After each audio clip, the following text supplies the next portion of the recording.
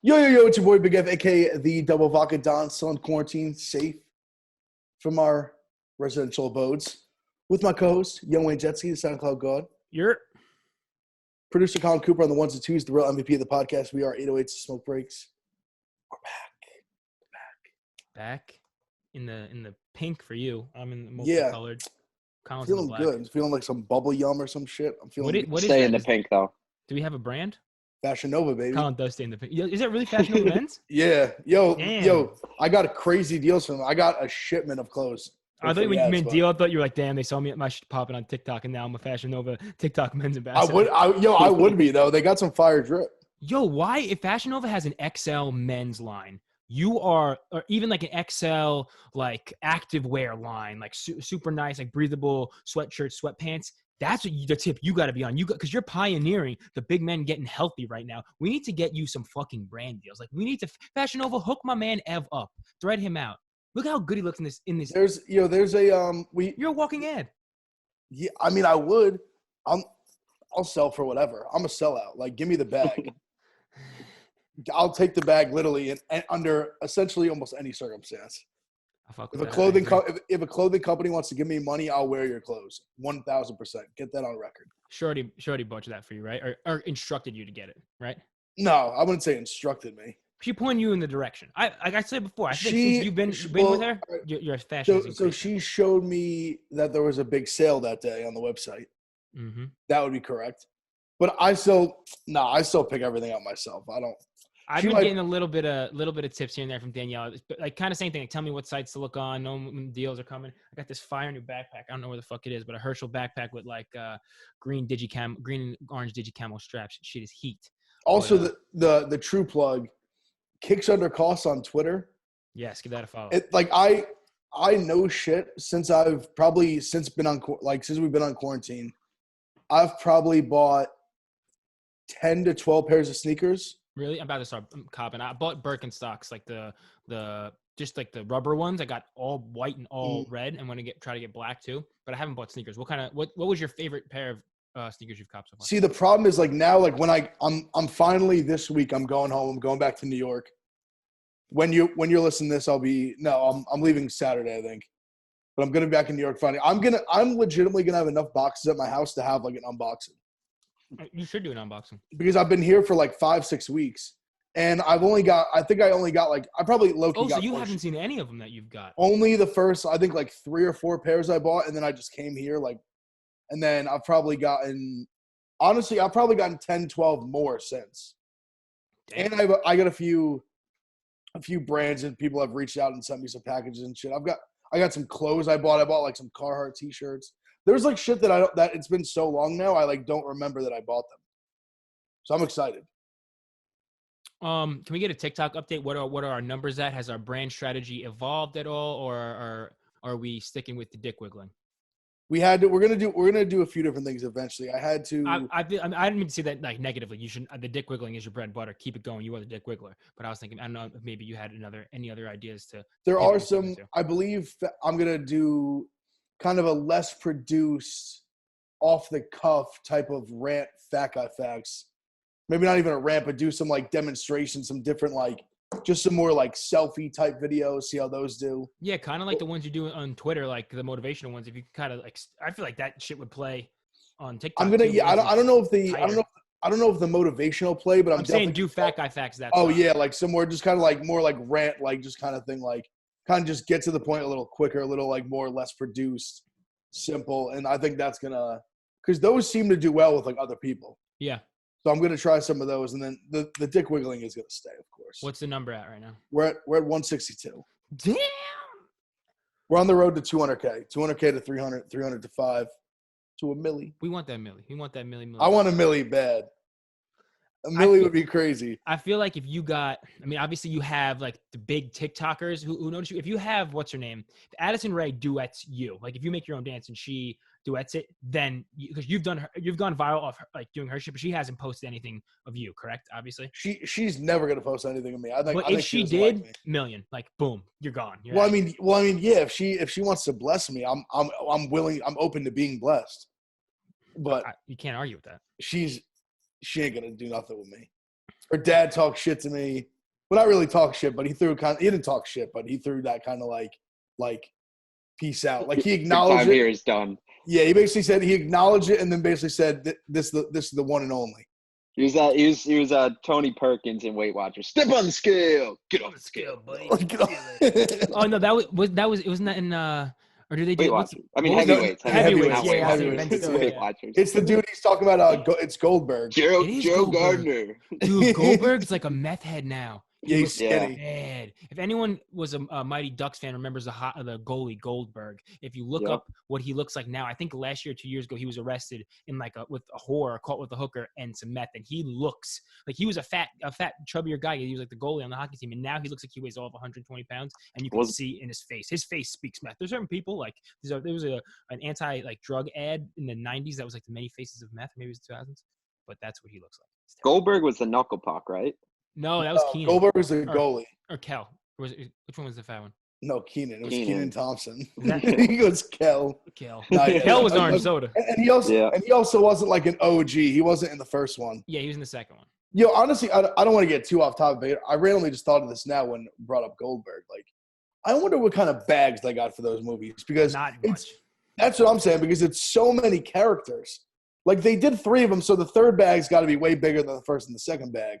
But I mean, I think how much can majority you of them, pay all and pretty much like all of them really did nothing in acting after only like the kid who plays like Charlie Conway. Like I know he was in I never really watched him, but I know he's was out one of the game now. I know he was one of the main characters in Dawson's Creek, which I know was like a big TV show for a while. Coach So Bombay probably secured the bag. Yeah, like let's be Emilio honest. Estevez was the A-list celebrity on that, so he probably got like a couple mil. Those I would imagine those kids were all for the first movie at least all minors. They were probably getting under $100,000. I would imagine. Like, Dude, I'm saying first movie didn't not even close. I'd think around 50. No, all You of don't them. think so? Yeah. I don't think that's like a ridiculous thing. Think of how much. No. It was a major studio movie. Like they're gonna have a big budget, and like I can see it being though. Like, let's see how this first one goes. That's and what I'm then saying. We'll really talk second one contracts. probably got some more money for sure. Like it probably took a lot of over 6 figures to get Keenan there. I would say none of them netted $1 million from Mighty Ducks. Maybe residually off of like checks now, but I don't think in the moment none of them netted probably more than like what $200,000. I would say, maybe I'm completely off. If anyone knows like anything about, Well, the I mean, Mighty if Ducks, you're, I'm gonna Google it. because I mean, I'm saying I wouldn't be shocked at the first movie because the first movie you don't really know what it is yet. I'm saying the first movie they legitimately. I would not be shocked if like the main guys like Charlie Conway and whatever. I wouldn't be shocked if they got like $20,000 or I think less. it's more than 20. I think it's Because I bet that 40. movie. I bet that movie didn't take as long as you think it did to shoot.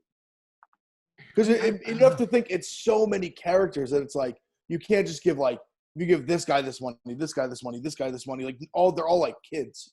All right, so it grossed more than $50 million at the box office, and it was on a $10 million budget. So that's phenomenal. it's not a lot. See, a 10 minute, that's a small And the budget. studio, okay, so the second movie once it grossed that much, and it, like, dude, Mighty Ducks is huge. They made like a fucking Well, they just cartoon made. off of it. They made. I mean, they just probably made, paid him good the second one. They made $50 million off the first movie. Yeah, they probably blessed him a little bit.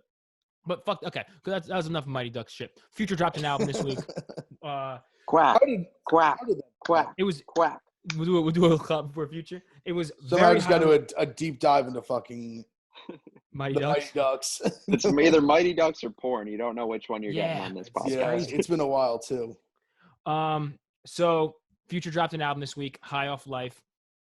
Very highly anticipated, as everything Future does is now. Ev, thoughts? Marvelous, as Future would say, sensational. Sensational. It's like it's funny because when we obviously Arco was on last week and we were talking about it and I was like, yo, like just listen to this shit. I guarantee it's gonna be good. It's great. I think it's great.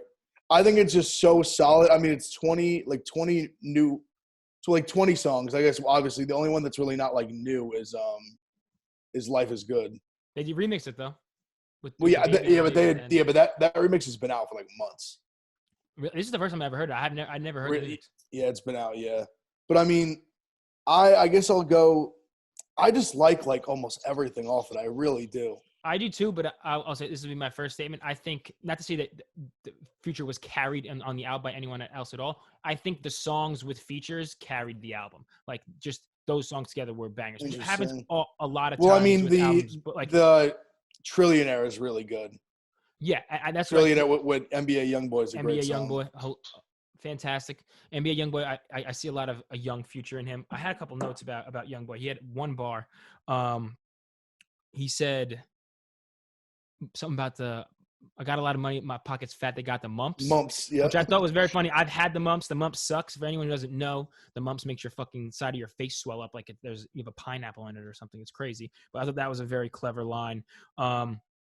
I just like none of the I like high tech was the only like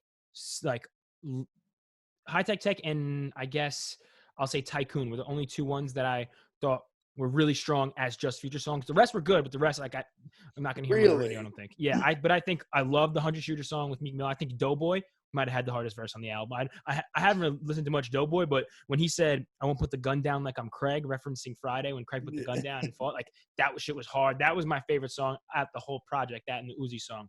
But I really fuck with it. Future never really he doesn't miss. What were your takes on it? Like what were your favorite songs? Some you didn't like? So my favorite one thing I wanted to point out that is like the craziest thing about Future, which he shows it obviously in Life is Good. He's done it a bunch of times. He is literally like when he does the beat switch up, you get the best Future. Like honestly, it was funny because I feel like Life is Good was such a banger at first, and then obviously once the song's like huge in popularity, played all the time, it kind of like fades away a little bit. Mm-hmm. And I was listening to the album all the way through, and he does Riding Strikers, I think is a sick song too, and he does it on that too, where he does both. Like he raps obviously on like both different beats, and then in Life is Good, it just made me realize like I was like, yo, like. When it's played in sequence in the album, the way it's supposed to be heard, it's a little different. Like I was like, I was like, yo, like he, like obviously I knew the whole time, and I'd been said this, but I was like, he really snapped on that second verse. Yeah. Like Drake went for like 20, and then he went for like a 30-point triple double. Mm-hmm. Like I was like, he spazzed the fuck out. But I mean, also the one I liked. I mean, I really like the like Up the River. See, I'm someone I feel like I always a lot of times in albums like this too that are like big. I feel like a lot of times I find myself where I like certain songs that people are like slept on and like, you like not the beat like, cuts. Sort of like not meaning like saying that those are like the B, like the mid songs, but like albums have like A and B. Like A is like the single, the radio hit, and B cut is usually like a slower song that like you wouldn't really hear normally, or it's like not made to be like a commercial song. It's supposed to be like part of the album. Because there's certain like songs that like I just can't, that certain sound like is just interesting, and I just fuck with it. So that one I like, Up the River. See, I even like kind of the beginning, like even like Trapped in the Sun. I like the way he kind of came on with this very like I was like, that's very like a summer vibe. Like the Travis Scott one's really good. I thought the Travis Scott song from Touch the Sky and Solitaires. I know you were talking about how like you heard the Drake song fucking what the fuck am I saying? Life is Good, like within the context of the album, and it sounded different. Like the way he, and shout out to his producers and engineers and everyone who made this album together, the way he like synchronized the songs into each other was like seamless. The Touch the Sky into the Solitaire's Travis Scott song, awesome. Like, you couldn't even tell. It sounded like just like the last note on Touch the Sky like melded into the first note on Solitaire so perfectly. It was like, damn, like this is sequence so cool. If you had not looked at your phone or been looking at it, like what songs were changing, you would have thought it was just one long song. Super cool. Sorry. No, I love the way. Nah, I agree because I do love the way he kind of like he definitely puts it together very like calculated. Yeah, you have to. That's the difference between like a mixtape and an album. Mixtape's just a bunch of songs thrown together with no theme. An album, like you want things to sound good concurrently. And then even just the ones like Accepting My Flaws, I liked a lot. I like when Future gets a little bit like in his feels type of vibe. Yeah, he's good at it. Like his voice is good for it. He has the right like. He just puts like the words together for us. Yeah, like very well. Word play and shit. So I mean, I liked it over. Like I loved it. Like it's pretty much what I've been listening to since it came out. I think that it's obviously like being praised very well critically, and I was interested to see someone like Andre 3000. He came out like talking about how much of a Future fan he is. He said like, me and my son are Future fanatics. That's all we listen to. As soon as like I think it was the day after the album came out, Genius did an interview with him. And he said, but we came to this conclusion. We said, this is amazing, but Future makes the most negative inspirational music ever. Yes. He really does though. Like 100%. he's like talking about how That's he's killing funny. his liver with like pills and codeine, Literally. and like toxic to all these females. But at the end, it's like you want to grind. Like he just strikes a chord with you, and like you said, like you can feel the emotion, even though he's talking about crazy shit. Like you can feel the emotion and pain in his voice in the weirdest way. Well, because I feel it's kind of like that. He kind of speaks for the person. He speaks to the people who I think specifically are kind of can relate to being like your own worst enemy in a way. Mm-hmm. Like I feel like that's kind of the way he like raps it. I've always kind of considered myself. I'm not gonna sit here and compare myself to Future, but I would say both of us, we probably are getting our own way a lot. We're our own worst enemies for sure. But that's what I'm like. That's what I'm saying. Like I do dumb shit that like fucks me up. Like, but it's also the reason it's so relatable to me is because he's so self-aware of it. Yeah. And that's kind of always how I've been too. Like I've never been someone who gets like, I wouldn't say like lost in the sauce. Like, even when I'm like lost in the sauce, it's like I know I'm very like aware I'm lost in the sauce. That like, I gotta figure this shit out. Or like I'm very aware that like I'm not like just so lost in it that I'm like don't even realize it's like happening to me. Like it's like I know it's happening to me, but it's can you like pull yourself out to like stop it, or like can you like stop yourself from doing like that stupid thing to like to cut off your nose to spite your face. Yeah. And so that's kind of the vibe. He gets really introspective in ways I haven't heard before. I don't know if it's introspective, he's just spitting facts, but I know he had a bunch of kids. I didn't know one of his kids was in jail. And I don't know what song was, but he commented like that his son was locked up. And I looked into it, and there was an article like 2 days ago. Young Buck like said that Future's son was in jail with him his last jail bid. So how crazy is that? Future has a son who's like old enough to go to jail too, and like he has this. Well, granted, he also is like not in his son's life. I'm just guessing because like he's not in any of his kids' lives. He just does his own thing and pays all his baby mamas. But that it's probably like pains him that damn, like I'm rich now. I'm paying like my son's probably got a better life because I'm giving him money. But shit, like he's just in jail. Like I was in jail. Like he's getting in trouble. It's kind of a crazy thing for him to like be open about. Well, it's crazy too because I think people don't realize this about Future because I think he came on like a little later. Like he wasn't one of these dudes that came out when he was like 19. Like Future's like 29. Like Future's like 36. I just looked it up. I knew he was like in his mid 30s, like late 30s. Like he's 36 going on 37. Like he's been in the game for a while. That's what's crazy to think. Like he probably had his first kid. Like I mean, if he's in jail, he must have had it when he was like 18.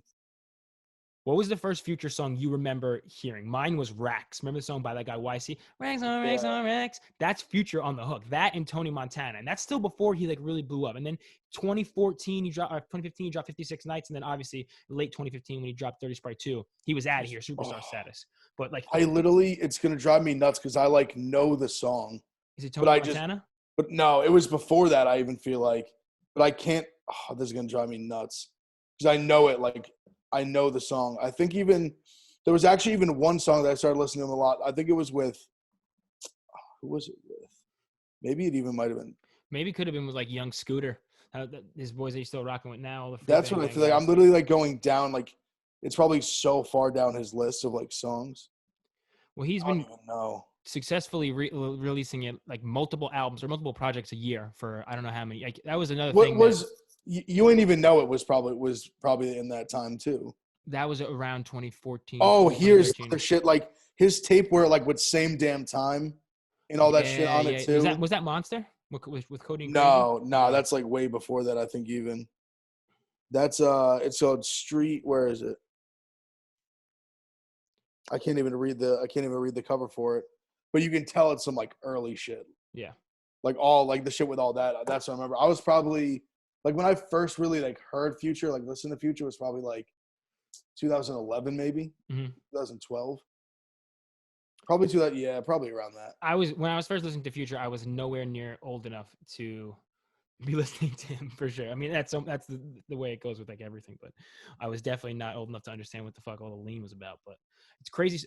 So I have another little note written down. So I love the Uzi song and love when Future is on beats. I feel like that was a beat catered to Uzi that Future hopped on. And I love when Future is like on other people's beats because obviously the Future beats have like not a singular sound, but it's dark, melodic, like heavy 808s and like a very dark synth. But that Uzi feature had the beat was kind of like light and a little fluttery, and it reminded me of the Juice WRLD album the World on Drugs album that he and Juice WRLD did, and that kind of seemed like an even split between songs that were geared for Future that Juice WRLD was hopping on, like the one with Young Thug. I think it's called Red Bentley. That one was clearly a Future beat that Juice WRLD hopped on, but then there's other ones like Fine China that was totally a Juice World WRLD on beat. drugs.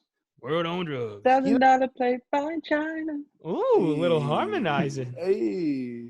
I think I was just gonna say I think Future doesn't get enough credit for like how versatile he is.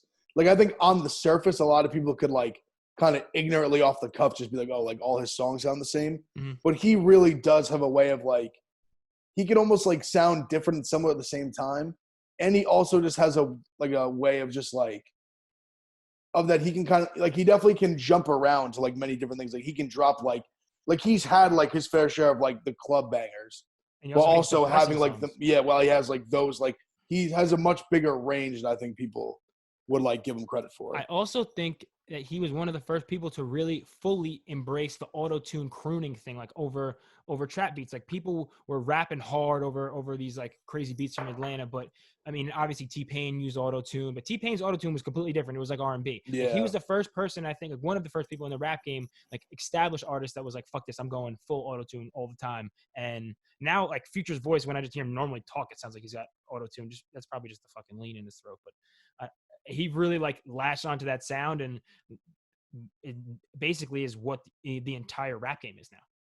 I mean, that's just what I was going to say. Like he really is the first, like, I think in a way he really has influenced that, like that type of like that sound. Yeah. Like he's influenced like the Lil Babies of the world and like people like that. Like he was the person who really like set the tone and like did it first, especially out of Atlanta, like going with it. Like he almost kind of like, in a way, I'm not going to say he kind of like almost invented the like sound of Atlanta that they see it as like now. Mm-hmm. In a way, like he kind of was like a pioneer of like, of like what that wave became in Atlanta. Did we, I know we talked about it before, but we obviously saw his then Twitter rant about all the hoes. Then he needs to get some emotion off his chest. So after Mother's Day, last week's episode we talked about Future basically wishing happy birthday to all the baby mothers in his life, which is a noble thing to do, with separate Twitter threads. And then there were some that came out and called him like a deadbeat. He was getting a lot of heat from people. Some talk about him being with Lori Harvey instead of some of his children, whatever. And then today, randomly, he goes on this long Twitter thread, and he says, people make up lies to make themselves feel good. Leave them ugly girls alone. Don't get high and treat an ugly girl pretty. Huge mistake. These are all separate tweets, by the way. He said, ugly girls be in imaginary relationships. Then he said, I told my dog to learn from you. Then you act just like you look. I'm from Murder Block, 22 Kirkwood. Caught me slipping. Okay, so what? I don't know if this is directed at a single woman, but I think it's basically directed at all the baby mamas, or the baby mamas, the women in his life that maybe he just has one night with, and then he's like, oh, fuck. Like, I fucked up on you, and like you think you were in a relationship, but we're not. And he just kind of aired it out. And he mentioned that like a couple times in his songs, like this, like in a bunch of songs, he says the girls want to have his children. But I feel like Future's in a perpetual state of just wanting the baddest bitches and getting the baddest bitches, and then they're just like, come in me, and then he just nuts on them, and he's like, oh fuck. He's like, well, I'm rich, I can pay for it. I'll just do it again. And he's like, God, these bitches, because like I'll be honest, all women are beautiful. I love them.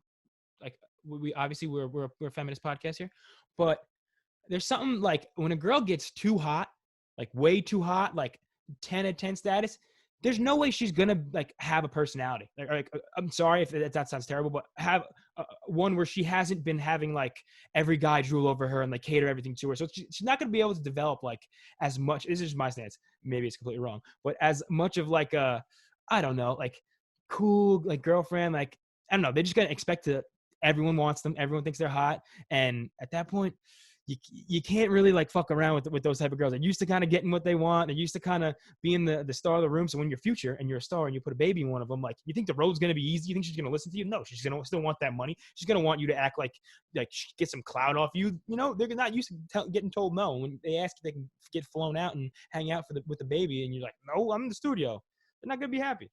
Well, don't listen to him, babe. Jetski doesn't believe in us. Let me say this. I don't think it's impossible for them to have good personalities. Not impossible. I more think it's much harder for them to be humble. Humble, good. Thank you for clearing up what I said. Because they've just like you said, like they've just been given everything and they've always like had whatever because of like the way they look. So I think vice versa, it works the other way around. Like dumb, good-looking dudes like don't always have to develop a personality. They can just have no game, but just like be shitty and be dicks to women and pull them sometimes. And we're all hot gentlemen, but we also speak game. you got to have game now. You got to have game nowadays. That's just like everyone knows looks are a little bit out. Everyone knows that. Yeah, fuck that. It's all about Everyone knows disgusting that. mustaches. Like just like yeah, like can you make them laugh? Like are you like I don't know. Can you wear pink sweatshirts? I don't know. Can you? I can. I don't know. That's just me. But it just seems like Future was kind of sounding off on sounding off on the hate he was getting the public eye. I mean, everyone guys want to defend themselves, so no worry about that. No worries from this department. But another thing that on the Future timeline that popped up this week was Drake's DJ was in a Instagram Live and was playing old Drake Future songs from like I guess the first time they recorded What a Time to Be Alive, and he played some old shit, and it was a Drake Future song, and it was fire. Yo, like, crazy fire. But there was a Kylie Jenner line that Drake said, basically like I turn my side bitch is Kylie Jenner, and then Future was like I got 25 Kylies or something like that. Basically, he was like I had 20 Kylies, and then Drake he's like I got 20 Kendalls. I got 20 Kendalls. Yeah, basically it was 3 years ago before they were really who they were today, and when it was probably much more. Also, when one of them wasn't with Travis Scott, so it was much more acceptable to make a Kylie Jenner bar. But Drake then came out and made a statement like that was song was from 3 years ago. It wasn't supposed to be played. No disrespect to Kendall, Kylie. Like it was just a song made in the moment. Whatever, saved a little face, but it's crazy how big like Kylie Jenner is now. She's a billionaire, mother of Travis Scott's child. That like you can't really slip up a Kylie Jenner beat unless a Kylie Jenner bar unless you're Travis Scott. I think they're off limits. Yeah, Kylie Jenner bars were much more accessible when she was dating Tyga about 3 to 4 years ago. Oh yeah, dude, they're like Tyga who? Yeah, you could clown on Tyga's hits, but like they're like Tyga. You could clown on Tyga if you can clown on Kylie if she's with Tyga at the time, but Travis Scott, he's just too good. Do you think that was too far of a bar, or do you think Drake needed to apologize, but he just like he's too media trained, his PR team's too good? They're like, yeah, like him and Travis have done songs together and shit. Like he's just gonna. It'd just be a bad look. Yeah, like he's not trying to cause like issues. Drake's honestly like the last guy that's really trying to like cause problems. Like I believe like guy too. That's what I'm saying. Like, I would believe like that's definitely the truth in terms of the situation. I saw this thing that 50 Cent put out. It's actually on YouTube. I think it's like an audio book that 50 Cent, or maybe it was the audio version of a book he recently wrote, but he was talking about TEKASHI actually and his relationship with TEKASHI a little bit, and how when the Fed stuff, or not when the Fed stuff, when things first started getting bad with the gang, he went to 50, he was like, what do I do? And 50 tried to tell him like, you have these people who like, you grew up around the hood, but you weren't in the hood. So you came up like thinking that you were built for it, but you're not built for it. And if you like are moving around, changing out different crews and not giving everyone money, people think that you'll view them as expendable. And if these gangbangers view you as expendable, that's not good. They're gonna want to eat off you. They're gonna want to like figure out how to get a lick off you so they can eat the way other people are. And he said TEKASHI wasn't able to realize that just because he grew up around something, he would be able to fit into it. He said Drake, however, always did a really good job of someone who's completely far removed from the hood, grew up in the suburbs, but is respected by people in the hood, and even like has people in his crew kind of who were from like the street life, but because he's like so far removed from it, he knows how to approach it, and he's like not trying to portray something that he's not. So he gets more respect from people, and he's just a nice guy and can play kind of not both sides of the fence, but gets love from everybody. Well, I mean, it's real recognized real. That's what it is. Like no one. It's like you don't have to be like hood to be a rapper. Like no one's gonna like if you're like you, then like it's like no one. They're not gonna like fault you for that. Like it's obviously when you're just like a fraud. That's like, the worst thing. Like when you're just a fraud, when you're just claiming like you're like you've like grown up into a gang and you're literally not in a gang at all. Like no one relates to that. Did I mention last week that the No Jumper interview with the two guys that were in the gang? That were in TEKASHI's? Yeah, so it's a great interview. So one of the most recent No Jumper interviews with this guy, Billy Otto and Psycho Billy. Billy, like they're Bloods, whatever. They're admit on camera they're Bloods, but they have a much more like political reason to why they're Bloods, because it's supposed to protect the community against those who aren't in it. Like if you actually like look into gangs like the Bloods and Crips when they were first formed, it's like a derivative of like the Black Panther Party. So in essence, it is like for like people in like mainly like Black men in like impoverished communities to gather together to protect the community. Obviously, there's criminal aspects to it that we all see, but these two guys, Billy Idol and Psycho Billy. The Psycho Billy guy is a rapper that is 9 Train. The Billy Idol guy was the guy in Gummo who has the little pistol and he's like hitting the Millie Rock. He kind of explained the whole story of what TEKASHI like did with the group, how he was kind of running around, how he was moving around weird. They were trying to protect him. But it'll give a little insight into how we were just saying TEKASHI was kind of just fronting that he was a gang member. It's really a really good interview. It's on the No Jumper channel. Check it out. But yeah, kind of just harped further on like TEKASHI just being a weird kid that just wanted attention no matter what, which again we see today or this week how he's like crying about these Billboard charts that he said like Ariana Grande's song was like they bought extra plays. I don't know. I mean, I get TEKASHI wanted to like pop out at number 1, but like streaming numbers are fake. The Billboard's actually looking into TEKASHI for his YouTube plays. I don't doubt that it's a known thing that labels pay for YouTube plays, but like, what do you think about him like crying on Instagram now about the fucking him not being number 1 on Billboard? I mean, I'm just not someone. I don't care that much about Billboard. Like, do I think he actually cares? Maybe a little bit, but I just think he's more doing it because right now TEKASHI's in the space where he needs to create his own headlines. Like, he needs to just keep himself relevant in like any way he can. So like anything that he can grasp at that's going to become like some sort of a story and have people like us talk about it on a podcast or people talk about it on like blogs or whatever, like that's what he's going to do. So I think this is going to be a constant thing that he's going to go back to, especially if the songs just like get all these plays or whatever and like aren't anywhere on the Billboard. Yeah. Then I mean, he's definitely going to keep grabbing at it. I don't really like – I'm not someone who's going to sit there and be like, oh, my God, like he doesn't have – he has a Billboard number 1. He doesn't have a Billboard number 1. Like, I don't care. Like, I don't care either, but it's making me realize – I know we talked about it a little bit before, but, like, I don't know how long this is going to last. Like, I don't know if this whole shtick of him, like, screaming about shit and, like, bitching on Instagram Live can last 4 songs. Like, think about it. He's doing crazy numbers. There's no way all those numbers are real. Like, they're probably huge, but there's no way it's that many. It just can't be. But the thing with TEKASHI is, though, like, he doesn't have the credibility. We all know he's just, like, lying. Like, and he's openly admitting he's, like, still rapping about shooting people, which you don't, dude. So, like, how long can that shit go on? And, like, how long is this Instagram shit going to be tired? Because once TEKASHI does regular rapper numbers and not, I just got out of jail, look at my Instagram Live, this is the first time you heard me numbers. Like, if he does 15 million, like cool, but like you're TEKASHI, you need to get like 50 million on everything, 100 million on everything. Once that dries up and the allure is no longer like everyone's watching because what's TEKASHI going to do next? What's TEKASHI going to do next? I don't know if he really can do much else exciting shit besides argue people over the phone. Like, he's not going to be getting into fights like he used to be and it's going to go viral again. Like, how much longer can you go viral just like picking fights with people and trolling on the internet from your house? Yeah, I mean, I don't know, man. It's just one of those, like, I agree with you. Like, I mean, the numbers are definitely not going to keep being the same that they are. Because the music's not just like immaculate. It's not at all. It's he's still going to get more views and more listens just off, like, his personality, obviously. Yeah. But, I mean, he's the kind of person that he's still, even if it's, like, not working, like, say, or not even not working, but just, like, the numbers start going down, he's just going to use, like, different verbiage when he talks his shit. Yeah. Like, instead of just saying, like, the numbers don't lie, he's going to just, like, drop that and just be like, King of New York, like, this, that, whatever. I don't know. I almost feel like that song, too. The No Jumper guys, their weekly podcast this week, I listened to them just sucking off No Jumper this whole episode, though. But they made a good point. Like, the song, I almost feel like it could have been an old song that he just, like, added a couple lines in, like the ratting song, like the I'm Mad shit. Like, it could have been. I don't know, like, how much music he's got stocked away, but like, it's kind of just goes back to, like, the song wasn't anything different than what he's done before. So No, not at all. I don't know if I hope the next one's Spanish, but he's saying that he's going to break the internet with the next one. Of course he said it, but I don't know. Oh, isn't it technically like, it's like Friday it's dropping, right? No, it's moved to next week. It's supposed to be today. It's moved to next week. Whatever. You probably had to relocate for like the 9th time. Yeah, right. Guys just bouncing around New York.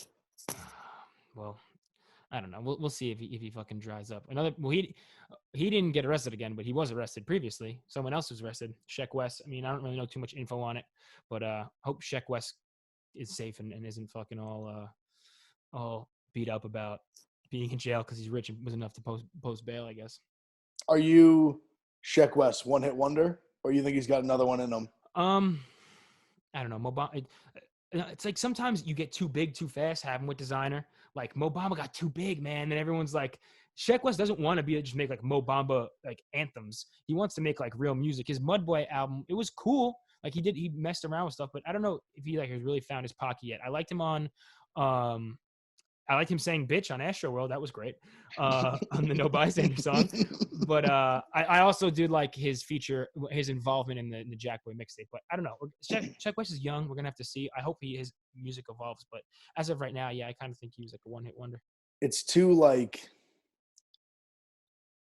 It's just tough to.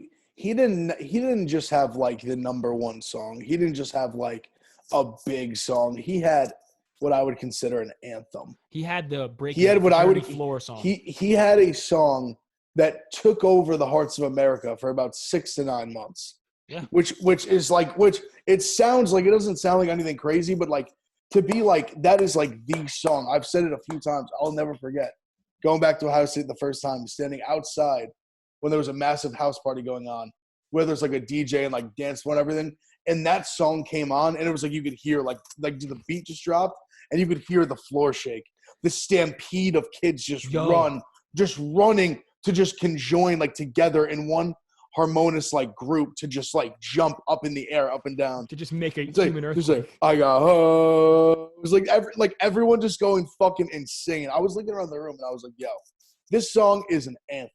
I saw him open up for Travis Scott at the Prudential Center when Travis Scott was on the Astro World Tour, and we got in a little bit late. We missed a couple of the openers, and as we're walking in, I don't hear like, I can barely hear like the speakers, but I hear like a little ice cream thing in the beginning, and then once the first, this is an all ages concert. I'm with like in a pack of like 20, 17-year-old kids, maybe even more, 50, and they just all start sprinting and they hear Mo Bamba, and it was like, what the fuck? It looked like a mass exodus, like a tsunami was hitting in Indonesia, and everyone was just running in the Prudential Center. I was like, oh my god, because they bought that ticket to hear hear Mo Bamba. 100%. That was like, it's tough to catch one that big, and then like, because the second one can never even come close. Yeah, never.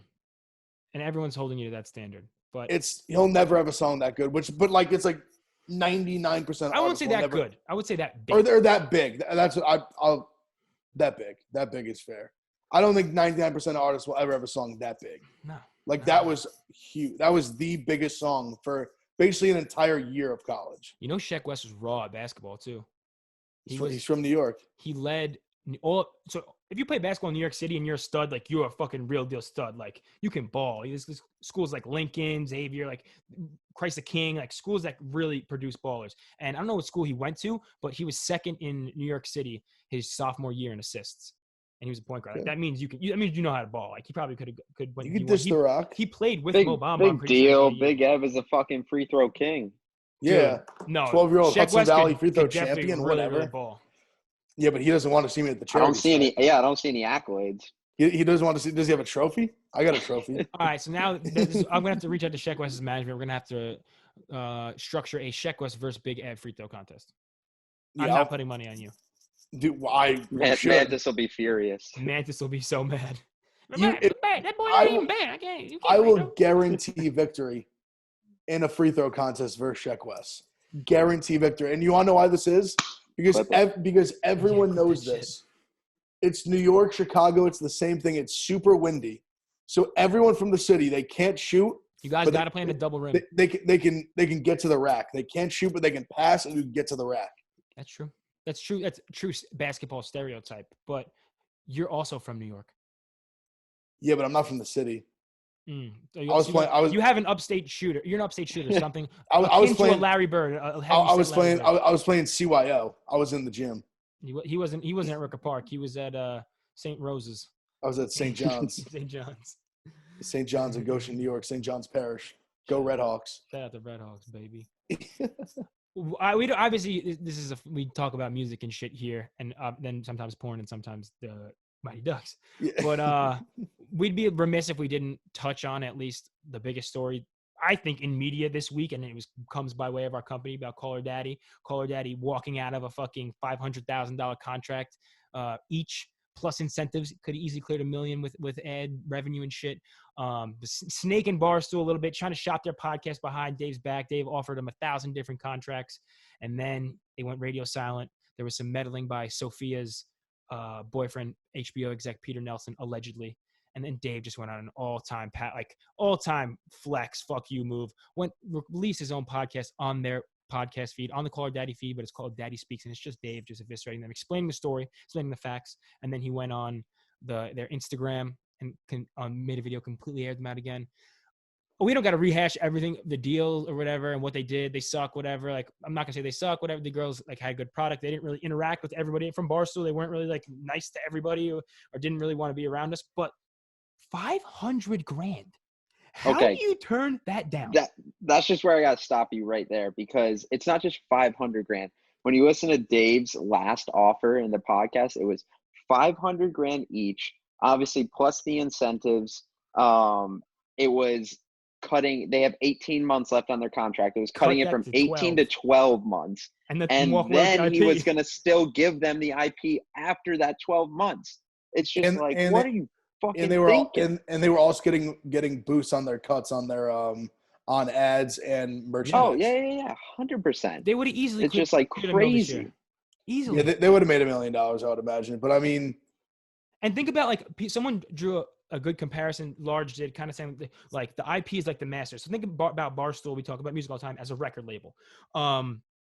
Like Barstool is like Interscope. Barstool is like whatever, Columbia, like they make money off owning the music, and then you get an advance. So like their salaries, like their advance, like Barstool's selling ads on the podcast to make money for everybody, make money for the company. If that's like the master recording of a song or something like that. Like people never like labels. You always hear harshly about labels. Never like people get their masters, like, and that's when people say they get fucked by a label. Dave is basically like, I don't know, Epic Records with Future saying you can have one more year. We're gonna pay you $1 million, and then you have your music for the rest of your life to make as much money off of. Basically, like they could have just in a year walked away with the IP and just hired like fucking a marketing agency, PR, and editors, and just sold ads themselves. Like, what the fuck? They didn't even need a network. Well, and you can see truly how we own network, them and their feed now, because like Dave even just dropped the Team Portnoy press release on their Instagram. So he's literally just using their account and their podcast URL to post whatever he wants.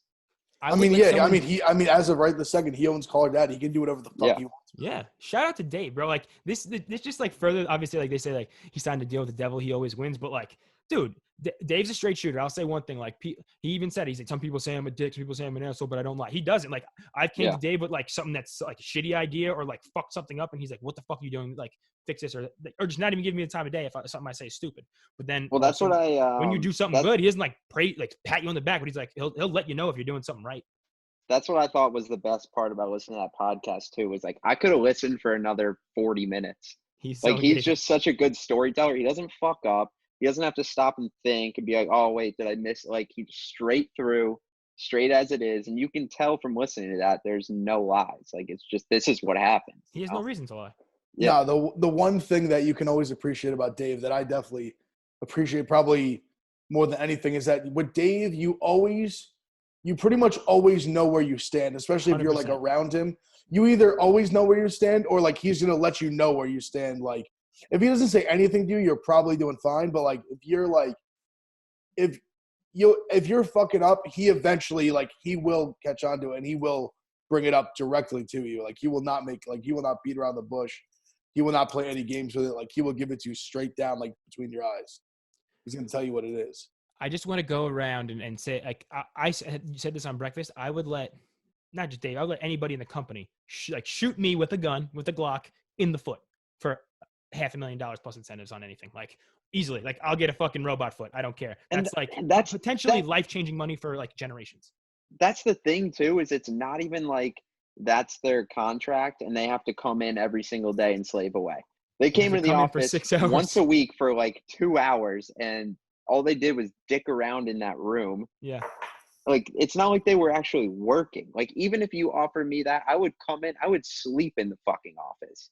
if I was ever I offered have slept in something the like office that. for Yeah, Jetski's done it for far less. a lot less than $500,000. I promise Jetski you and that. Mantis have done it for very much less. Yeah, But very much less. it's just like, it's not even like they're in there working. They're in there for one day for a couple hours. That's what's even crazier. And also, I want to like people were saying like there's not to like say discredit anything Dave said. Also, Dave like has got so much going on. He was like, Alex is doing the editing. First of all, Alex is not doing the editing. Maybe I'll get in trouble with this. Alex is not doing the fucking editing our podcast. Tom Lay was like, shout out Tom Lay, Well, slaving away. Tom His did work, all like the that. social and stuff.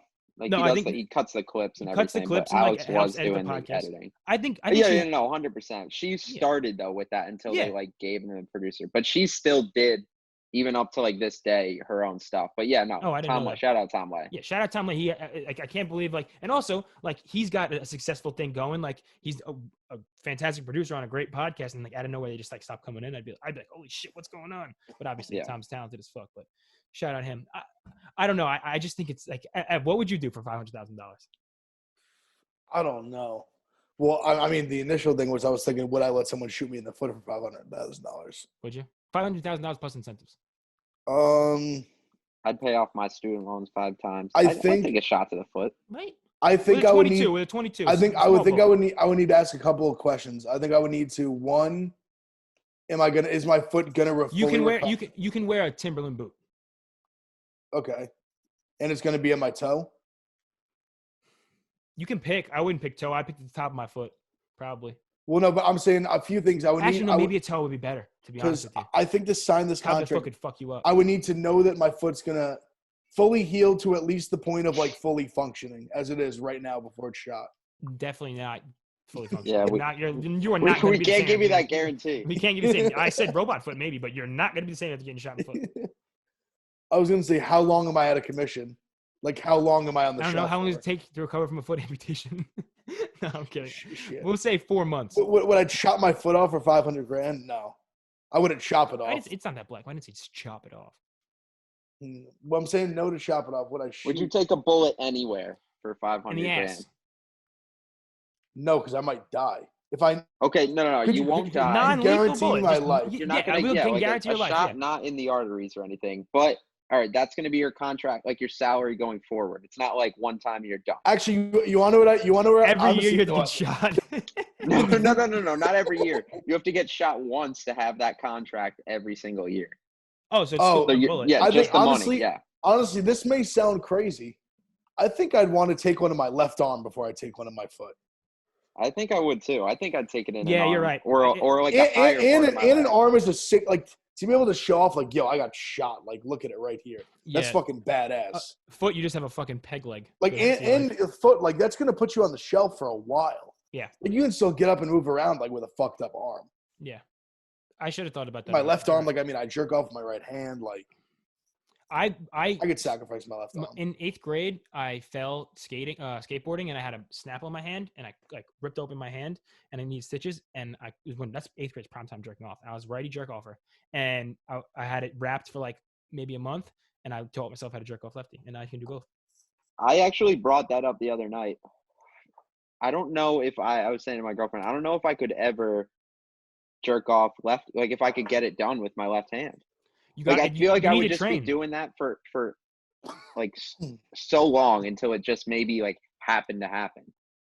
Well, If you let me, I you gotta think go I like could sit you there gotta for like get it easily going half an righty, and then you hour go with my lefty left for a little hand. bit, and then like almost to the end righty, and then finish lefty. You know, you got to work up to it, and then you'll feel. Okay, if I get to work both hands in, then I guess. But I can honestly say I think I would be able to sit for a half an hour and just jerk with my left hand and nothing happened.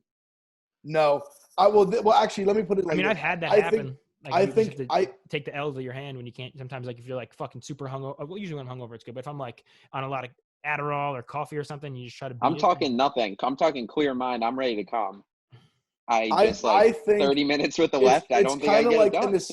I think if it's say for example, say if you broke your right arm Okay. and you had a cast over your entire right hand where it's unusable, I think you would get a no with your left. No, hand. 100. That's- I would yeah, make that's, it yeah, happen. that's literally what happened to but me. I'm I saying couldn't do it at all when I now, first started. if you sat down for 30 minutes just with your left hand, would you be able to finish? Oh, that would. I don't know. Dude. I I'm don't telling think you, I could. if you couldn't, it would take for like 3 or 4 days until you're like your nuts are full, and then you're like, fuck it, I'm just gonna figure it Well, out. that's what I was gonna say. I don't Or think you'll I just start fucking your couch. I don't think I could do it if I jerked off that day or like the day before. Uh-huh. But I think like give me like 3 full days and I'm like horny as fuck. I could definitely get a no with my left hand, no question. I mean, We should put this poll on Instagram. I will. You 100%. can get it done, in 30 minutes. Do you think you could? Do you It's think a you good could? question. You could teach yourself how to jerk. You could sexually jerk off with your lefty. opposite hand. With your opposite hand. Just your your. Yeah, I think you Less can teach dominant yourself hand. anything. Yeah, I mean, it's. I mean, I think it's a lot easier than teaching yourself how to throw with your offhand. That's for shit. Oh, 100%. Yeah. Well, I mean, see, it's better than it's like easier than throwing because it's just that survival of the fittest. Like you just gotta survive. Like that's why I think like when someone takes your right hand from you, like you're gonna nut with your left hand. Like you're gonna figure it out. You need to nut to survive. You have to come. I think about when I was in high school, the shitty hand jobs I nutted to onto like a fucking piece of computer paper in some basement. Like, but you it's can just do with your own hand. It's just better when someone does it, as long as they're like halfway decent. Yeah. Imagine if you like before the first time you ever did it, you just like chose. You're like, I'm actually gonna go lefty, even though I'm a natural righty. We're gonna try this out. Oh shit! There we did. What do you know? We talked about jerking off again. Yeah, there we go. It all comes full circle. Mighty Ducks, which hand you jerk off with. So what are we doing Memorial Day weekend? Anybody got plans? I'll be in Fire Island chilling. I think the beaches are kind of closed down. The bars are not open. But what are we doing, Colin? I'm just chilling. I have no plans. Unfortunately, I was supposed to be out in California tomorrow. I would have been seeing Red Hot Chili Peppers at Bottle Rock in Napa, and then would have been out there till Wednesday. So unfortunately, that's canceled. I have no plans. But I'm just kind of upset that the beaches are like in Manhattan and stuff are closed because like I go to Sheep's Meadow and stuff like that on the weekend and it's packed. And I'm like, how is this why is like Sheep Meadow and Central Park not closed? And 2, how is this any different than me sitting on a beach? Like, I just think it's ridiculous. It's stupid that I think it's personally, I know we don't do politics. I think it's dumb that they're like doing this beach capacity thing because people are going to like, if you're reducing the capacity, people are going to gather in other areas, other public areas you don't want them. The beach is like the one place where like, if people are going to be in public, like they can at least spread out. You're never on top of each other, really. 100%. Because I even said that originally where I was like, even without a pandemic, if anyone comes in with like 8 feet of me at the beach, I'm like, yo, find another spot. Yeah, like, just, don't come in my area. It's the one place That's where without social distancing's a norm, like already. Yeah. I don't know. I agree with you wholeheartedly. In Kismet, they usually in Fire Island Tournament, they usually let you walk in from Robert Moses, which is the public beach, but they're not for this weekend, I guess, so people can have to take the ferries over. But the ferries are still running. I think it's stupid to close beaches just because like people are going to gather in other areas and it's going to be more of a nuisance. So yeah, that's my plans. I'm sad. Memorial Day weekend, not at the Jersey Shore, is something that I don't know a life where that doesn't exist. I think it's the best beach holiday weekend. And it's the kickoff. Like everyone's been fucking hibernating for the winter. It's the kickoff of summer. Like it's like, it doesn't even matter if it's nice out or not. Like it is just an absolute, like just a bomb goes off. Like it's fantastic. It's what I live for every year. Go down there for like 3 full days. You get that extra day because you have Monday off, and Sunday just goes like insane. It's the best. Like it's just gut wrenching. Not like I was getting my one boy today, my best friend who has the house down there. He was sending me like all these videos of us from like last summer and like last Memorial Day weekend, and I was like, oh my god, it's just brutal. My boy's having a little get together, so I'll be at his house. But I mean, it's just not the same as being on the seaside boardwalk. And you won't be. I know that how much you love it because I just love every summer or every summer weekend. Like on Sunday, I can usually plan on like waking up early. If I wake up early on Sunday, checking your Twitter feed and you chest open, making a little video, talking your shit on the boardwalk. I live that, and you have to get the glasses on, chest hair flowing, chain out. I feel for you, but I think this summer was going to need to be like once things are like a little bit more lax, July, August. Obviously, we're not going to be at bars, but I think it's going to be a big house party summer. I'm feeling that. Feeling maybe some rentals out in the Hamptons, throw some house parties. And if that's if that's socially irresponsible, I guess I understand. But if everyone is at a house party and agrees to be there and agrees to be subjecting themselves to what they're doing, not gonna say I have the biggest problem with it. I kind of just want to drink with my friends. Yeah, it's just, I mean, I'm not gonna lie. I had a couple drinks with my friends Friday night here. Illegal hangout. Yeah, won't Get 'em, mention boys. their name. Won't mention their names, but Jeff Bibber, Kenzie, Tyler O'Day. So Oh, O'Day. yeah, Wants everyone to think he's running O'Day big marathons. time. Really? Illegal hangouts. Ooh, see, I'm telling Cuomo. see, in Ohio, we got real hangouts. Like I've been to a bar. Well, not a bar, like on a patio. Oh, outside, yeah. In Ohio, the patios are open. I actually think today or tomorrow, like indoor bars open. I think today.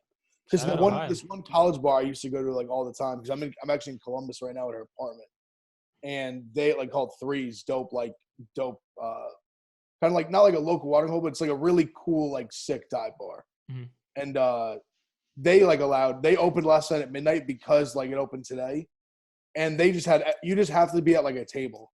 You can't like up around and like mingle. You basically have to like go to a table with a party and like you stay there and that's it.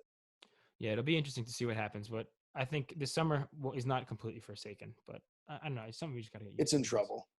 It is in trouble for sure. Not forsaken, but it's in trouble. It's delayed at minimum. Yeah, I mean, I said the other day the fact that like I'm most likely 99.9% not going to be able to go to one Mets game this summer is fucked. And let alone maybe not even see like a baseball game, but not even to like be able to go to the stadium. It's a shame. I don't know when fans. I feel like fans in stadiums is the last thing that's gonna, and concerts are gonna be the last thing that comes. Yeah, 100%. At Ohio State, they've been talking about they're ready for like anywhere like a 20,000 fan range to like a 50,000 fan range. The only thing is with that, they're either going to need to super strictly like security's got to be crazy strict about people changing seats. Oh yeah, or they have to physically rip out seats, because if it's 20,000 people, like, and you're not like, make sure you sit in your seat you're assigned or you bought a ticket for, everyone's just going to move forward. Like everyone's going to be packed in just as much, just on the lower levels. I think they'll be able to, because I think that'll be like kind of like the point. Is like exactly where like everyone like where the seats you're allowed to sit in are like off rip. It's crazy how that'll basically like have the revenue or maybe more that stadiums usually bring in per year. Like that's going to shake up that whole industry. Like people who work for sports teams and ticket sales or the hospitality part of it. Like you're just basically accepting that you're not going to be able to generate a fraction of the income you were, and this is just the new status quo. Yeah, no, I think college football, as long as like something crazy doesn't happen, I think football is going to be played. I think it's going to be played. I don't think whether it's fans or not, they're going to play. I think it's definitely going to be played. The TV contracts are too big to pass up on, but I don't. There won't be preseason for NFL. Maybe there'll be like one game. And I doubt that. No, I think NFL is going to be completely normal. Like not fans, but like they are full on. They've been from the beginning. The draft is happening. Like we are fucking playing this season. They're the one organization that's straight up been like, we're doing this no matter what. They've also had the easiest road just because of like when it like started. And it's not until September. Like from when it started, they had like 6 months, so they knew like we got a lot of time to get the shit sorted out and like get OTAs things. are soon supposed to be right. June. Oh yeah, but I'm saying for them like NFL they're gonna play the season regardless of how much they practice. Also, they're gonna start. Can afford to be like what Tom Brady kind of did, what he's doing in Tampa right now is in fucking Derek Jeter's house, Gronk's with him. Like they can afford to, like a big team. Well, that's also certain teams could. Like Tom Brady can afford to have a fucking NFL field built in his backyard and have all the Bucs receivers like do their route trees 3 times a week in his backyard. And like certain people are afforded that where they can train and they'll be okay. But certain teams the thing about teams that draft like the Dolphins or something that like just drafted a quarterback. You need to have your chemistry with your receivers on to him. He might. It's up in the air if he even would have played, or if he even is going to play because of the hit. But still, like you need to develop your chemistry with your receivers and like your team. That's huge. Willie was talking about. He's like not having like the time together as to form that team bond. It's not like basketball. You just come back and be sick. You need to be in sync with everyone on a football field. Not even that too is like the offensive line. Like the Jets have basically a whole new offensive line. And that's like the same thing. It's like it's gonna be tough. It's definitely gonna help people. Like if this really goes on like deep into like the off season, it's definitely gonna. I think it's definitely you're gonna see the results of like teams that have like cohesiveness from last season and teams that like didn't have much like turnover. For sure. All right, I think we're gearing towards the end. Would anyone like to start with our slaps of the week? I have one that I'll kick off. It's from a producer named Swaco the Child, but he's also been recently releasing music. He has some songs with Wiz Khalifa. He has a song with Rich the Kid. He's weird looking. He's a white kid, like very translucent, almost like I kind of am. He has glasses. He has blue hair. Not a good looking guy, but he went viral because he would make beats out of like, took like a dildo and like smacked on the ground and like then make trap beats out of like the sound of the, like distort the sound and make beats out of it, or like slapping a girl's ass and like pouring water into the toilet bowl. And he would like distort all these sounds because he's such a good producer. And then he started rapping over his own beats, and he has this song called Fast, and it's fire. He raps like fast 400 on a day, like really guttural, but the effects he has on it sound super cool. So check him out, Swaco the Child, Sueco the Child, and the song is called Fast. I got 3 quick ones. First one, because Fetty Wap posted that video, and we are kind of like talking about that on Instagram and stuff like that. We should talk about that today. Fuck. Joke by Fetty Wap featuring Monty. It's a really good song. Classic one. Another one, shout out Za, because I saw him post this on his story, so I added it to my playlist. Is Hit Me Up by Omar Apollo, and it's also got Dominic Fike in it. I know I'm pretty sure you showed, Jetski showed Za Dominic Fike. I did or show maybe him it was the other way around. But I didn't show him this song. He found this song. Yeah, no, I know. I'm just saying. And then shout out to Young M.A. Passed her on the street the other day with that topless Bentley. NNAN. I'm not going to say what it stands for, but good song by her. It's her and then like Relay Bay and Max YB. I don't know who they are, but it's a catchy song. There we go. I love me some Young M.A. because she could beat my ass. Actually, so I'm gonna do 2. So actually, it was so funny, Colin, that you said that you were about to see the Red Hot Chili Peppers, because I probably hadn't listened to anything but rap music in forever when I put it on myself, and I randomly just got a super, super Red Hot Chili Peppers kick the other day. Nothing wrong with that. Play some Red Hot Chili Peppers. And Anthony Kiedis kind of raps a little bit in some of his verses. He kind of can like flows when. And another thing, I'll say this, even though it's not really a slap, I've been watching like old like auditions for American Idol, not super old, but like ones from the new season. The new American Idol is kind of dope. I haven't seen it in years, dude. I couldn't tell you like the last person. I swear to God, I watched it for an hour. Like it was like one episode. It was like an hour, 20 minutes. I cried like 3 times. Who are the judges? It's Lionel Richie, Katy Perry, and Luke Bryan. But they're not. They only judge the auditions. They don't judge like the end part, like when they actually like if they win or whatever. That's just all fans. It's still America's vote, yeah. But yo, the talent's turned up there. I'm just gonna say that. And the second one that I know you'll like is Diva by the Kid Leroy. Hell yeah. And Lil Tecca. Leroy's got an album dropping very soon. Everyone be up on it. He has a bunch of leaks on SoundCloud too. The one song "Go Go Go," I think I had him a slap last week. Is the Kid Leroy and Juice WRLD unreleased. He's got a lot of dope shit coming out. So I'm super excited about him. He's nice. He's nice. He's 16. He's gonna take over the world. Wow, we made it to the end again. That's it.